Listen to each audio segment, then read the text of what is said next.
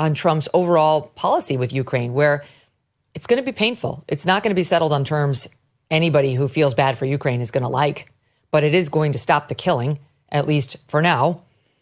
Here's Harry Enton over on CNN talking about how Trump's doing with the populace on this. It's top 4. So I think the easiest way we can kind of just ask this is, do Americans like the way that Trump's handling his job and compare it to how they felt about Joe Biden? So this is the net approval rating. You look at Joe Biden back in 2024, he was 22 points underwater. Holy cow. You look at Donald Trump, it's just a different planet entirely. I mean, the gulf between these two is wider than the Gulf of America or Mexico, depending on which side of the aisle you stand on. He's at +2. And so on this simple question, I think Americans are saying, okay, Donald Trump's doing all right on this. You know, I'll just give you one more where he's talking about what Americans want now versus what they wanted in 22. It's top 5. Because that want a quick end of the war. Look at this. You go back to August of 2022, it was at 31%. Now we're at 50%. I mean, that is a rocket ship upwards in terms of the Americans who want a quick end to the war, even if it means Russia keeps the captured Ukraine land. And one of the reasons why we're seeing this is Americans who say Russia is an enemy. You go back to 2023, it was 64%. And that CBS News YouGov poll, it was down to 34%. Now, there is a chunk that believes that Russia is an unfriendly nation, but the percentage who believe that they're either an ally or friendly, that's up to 34% as well, basically equal to the percentage who say that they're an enemy. Wow. Go ahead, Matt. I just want to say that our friend Harry Enton, he's really undergone a change since the election. His New York accent is a lot more pronounced now. I love it. Suddenly, just out of boroughing like crazy. This opinion change has been going for a while. Americans had an instinctive, and I think correct, or at least that I share with, desire to support Ukraine in the wake of them getting invaded unprovoked by Russia, which was Vladimir Putin's fault and not, as Donald Trump has suggested on various times, Zelensky's fault. And other people have suggested that too. Elon Musk and other people have blamed Zelensky for this, which I think is shameful. And it becomes a conspiracy theory of its own on the right that we're seeing playing out here and there. But so what happens if the U.S., the United States public, preferably through their congressional representatives, decide that it's time to stop supporting Ukraine, or at least to say, hey, look, we gave you a lot of money for a lot of time, but now we don't see a path to victory. We feel like we were throwing a lot of money. And also, this should be a European-led initiative to begin with, which is something that I agree with that latter bit for sure.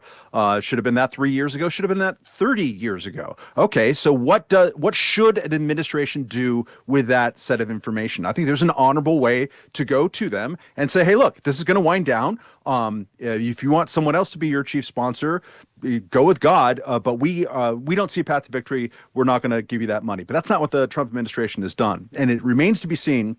Sure, if there's going to be a conflict with a foreign leader and getting all talky and barky in the White House, Americans are going to support the president. And the president is, lighting something on fire, being completely bizarre.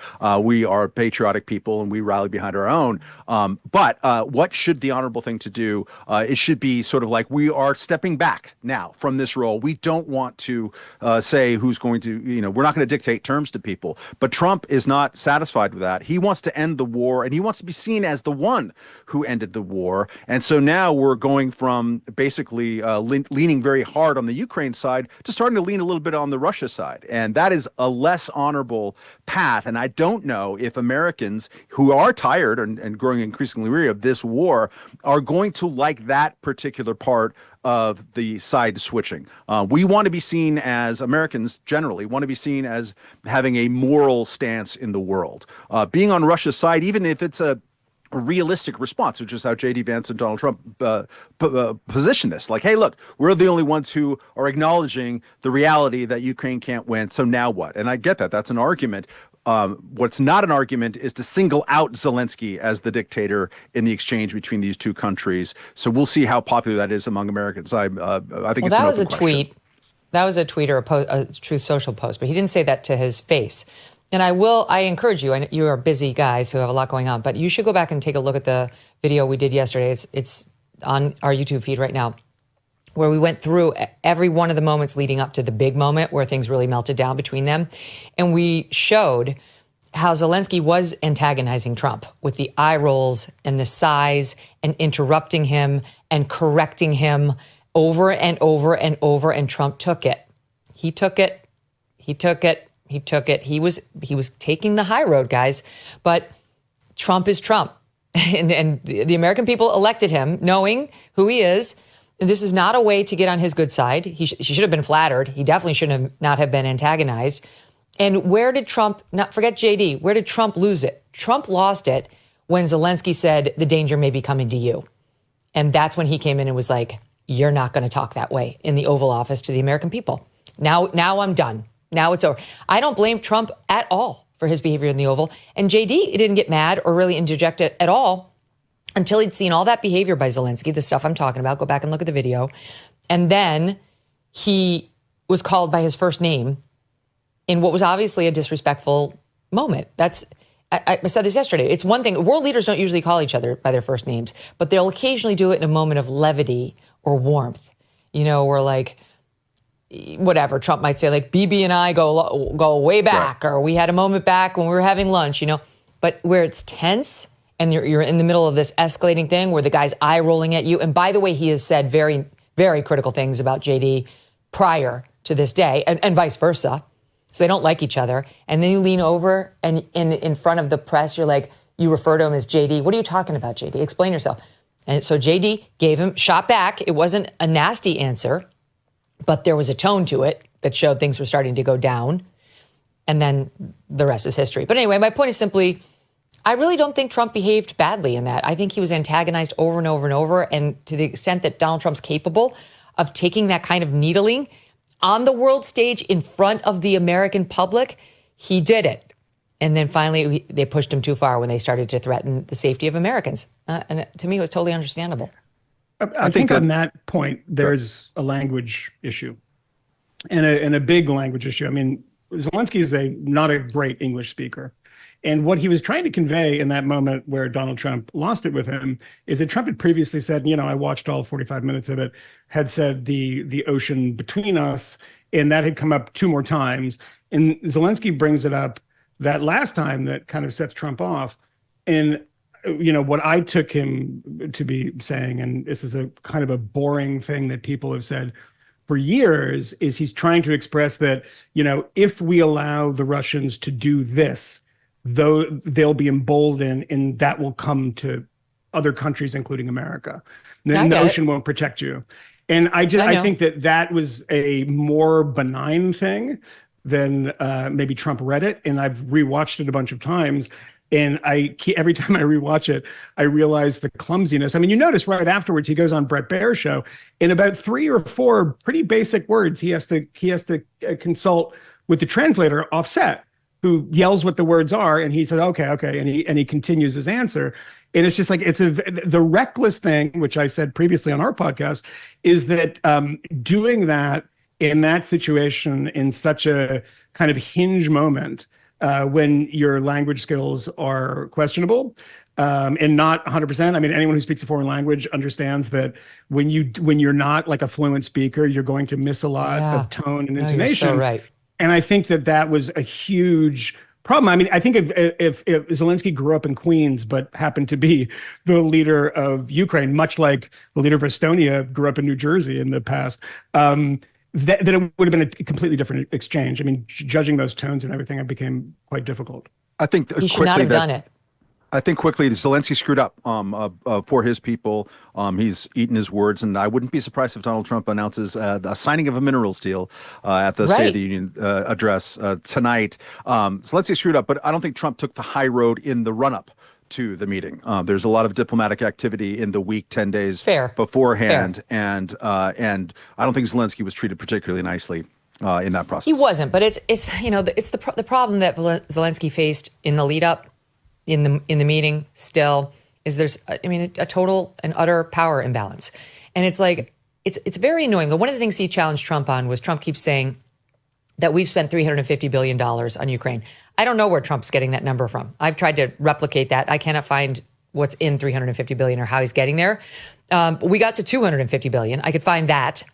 And then there's one source that says, well, if you just limit it to this particular kind of aid, it's more like 115 billion, which would put the Europeans at 136 billion above us. But you'd have to limit our aid down to one particular thing. And our aid has been vast, and we've been doing military training, and we've been doing, sending munitions and so on. So I think that if you look at our Pentagon, there's no question we've spent more than the Europeans. And Zelensky was trying to say that we haven't.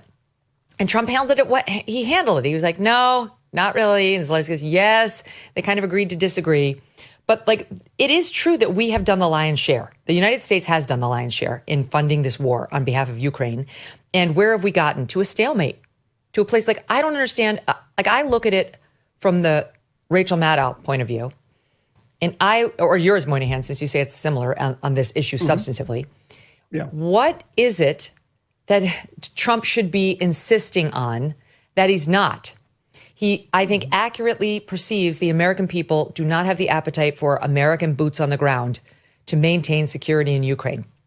So he thinks the Europeans should do it, which makes a lot of sense because it is their backyard and Ukraine is part of Europe. That makes perfect sense to me. But he didn't, well, today he pulled all aid because he's mad now. And of course, it's working. Zelensky's already coming back, and you're probably right. He'll sign that minerals deal, and Trump will likely announce it tonight because Trump decided to play hardball. But he said to Zelensky, here's what I will do. I'll invest hundreds of billions of dollars in your country. Now I want something for it. I would like some of these rare earth materials that we really need because Russia and Ukraine are rich with them, and the United States is not. And China's rich with them, and we are not. So that could help me and my people. And it wouldn't be too terrible for you either because we'll give you all this money in exchange for it. And we'll have his ongoing economic presence there and actual physical presence as we work with you to try to extract this stuff that will be a deterrent in other ways to Putin. That's what Trump has proposed. How is that so offensive? Well, I don't think it's offensive. I think that what Zelensky is, and again, I think that probably Rachel Maddow and I have pretty substantive differences on this. But, no, I know. I'm on the Ukrainian side on this, and I think that Putin and the gang in the Kremlin are horrible, monstrous dictatorship, and is what it is. They are actually a dictatorship. But I will say this: that when it comes to what Zelensky was asking for, and he kept on interceding and saying this, and it's a frustrating thing for Ukrainians, is not getting a security guarantee because they've had security guarantees in the past. I mean, they made a security guarantee by giving up their nuclear weapons after the Cold War that we give up our weapons and we have the protection that we need. And none of that has come to bear. I mean, you see that even he mentioned 2019. But let me ask, okay, but let's have a back and forth on this. So how does that look? If Trump gave him that, and there was a moment in which Trump suggested he might be open-minded to it yesterday, but Zelensky didn't take the W. It just kept stepping over Trump. But I don't, in general, I don't think Trump wants to give that. But nor did Biden, nor did Obama. Let's say we gave that. Nobody does. No, nobody does. No, okay, but let's say we gave that. No, it's not, and it shouldn't be. I'm not sending my sons over there to go fight for Ukrainians if Vladimir Putin crosses that line. Hell no, or daughter. So that's what I'm talking about. So if we sent troops over there to be the enforcers of this deal as the security for Ukraine, security guarantees, then we're involved. Then if Putin crosses the line again, it's a war between Russia and the United States. Hell no. We don't want that. The country doesn't want that. No, I don't want American soldiers over there either. I don't think that's the only way of doing it. I mean, Donald Trump, of course, is saying that there is a way of doing that it would deter people. It would deter people in the Kremlin if we had Americans working on the ground there, which I just don't believe because we had Americans working in Kiev when they were trying to surround it in 2022. That brings me back. What is it he should be offering that will calm the other side down? What do they want from Trump that he's not giving? Well, there's no conversation about a number of things. There's no conversation about the status of various Ukrainian cities that are under Russian occupation. There's no conversation about the tens of thousands of children that have been stolen from Ukrainians. I mean, this is not a controversial thing. People understand that this happened. I mean, those are two huge things. I mean, if the argument is you give us minerals and then what? What do we get for it? There's no negotiation there. It doesn't appear that there's much negotiation. No, it's you give us minerals and we give you hundreds of billions in aid. I mean, we're not getting it they're not giving it up for free. Well, we don't know if that's, I mean, there's the contours of that deal are unclear to anybody, both people involved and people like myself. Well, that's reportedly what they're negotiating, that we will continue our ongoing economic investment in Ukraine in exchange for the minerals. You don't go out and buy a life jacket when the boat is sinking, and you don't buy gold when the economy has already collapsed. Clearly, others are heeding this advice as gold hit all-time highs already this year. It's not too late for you, too. And you could have Birch Gold help you diversify into physical gold. Birch Gold specializes in helping you convert an existing IRA or 401k in whole or in part into a tax-sheltered IRA in physical gold, and for no money out of pocket. One recent 5-star review said Birch Gold was, quote, knowledgeable, helpful, non-pressure. Get your free info kit on gold by texting the letters MK to the number 989898. There is no obligation, just useful information. With an A+ rating from the Better Business Bureau and countless 5-star reviews, text MK to 989898 and let the experts at Birch Gold help you secure your future today with gold. Thanks so much for watching. If you like what you just saw, hit the subscribe button for more clips and full episodes.